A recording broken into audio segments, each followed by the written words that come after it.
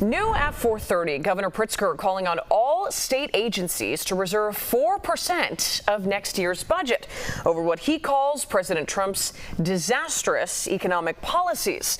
Our political reporter Chris Ty here with what this may mean for everyday Illinoisans. It's the latest, right, Maria, in sparring between the president and the governor, who've been at each other's throats predominantly over ICE raids and the National Guard, that sort of thing. But now it's Pritzker telling his department heads to sock away more money for next year, as several factors point to trouble for Illinois with less money coming from Washington.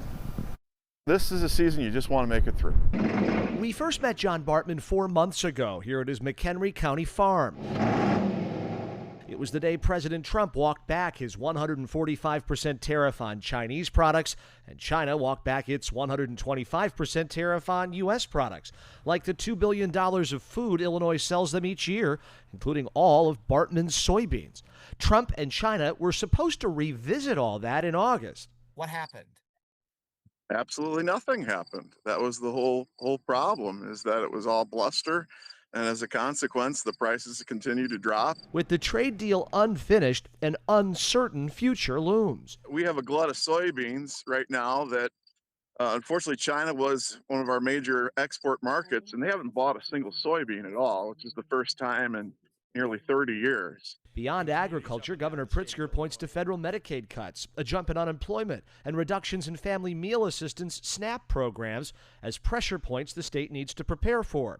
In his rationale for today's executive order, telling Illinois departments to find ways to sock away 4% for next year by starting immediate budget reviews, finding efficiencies and reductions, limiting travel, making only essential hires, and reinventing programs to save money. State Republicans say, not so fast. This is, in my opinion, just another attempt to poke the Trump bear. Illinois House Minority Leader Tony McCombie says Illinois' SNAP program is mismanaged, costing taxpayers hundreds of millions of dollars.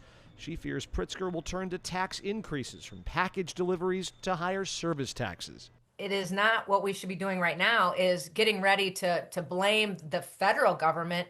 This didn't happen overnight. And this is on the Democrats, not on Republicans and the administration. The governor today saying there are hundreds of millions of dollars that will have to be made up for as the result of the cuts coming from the federal government, from predominantly health care and nutritional assistance. The governor saying his team is looking for every nook and cranny in the state budget. Republicans say it's a mess that Pritzker made himself. Well, I know his office will be using a fine-tooth comb, and we'll see what the back and forth continues to be. Thank you, Chris. You bet.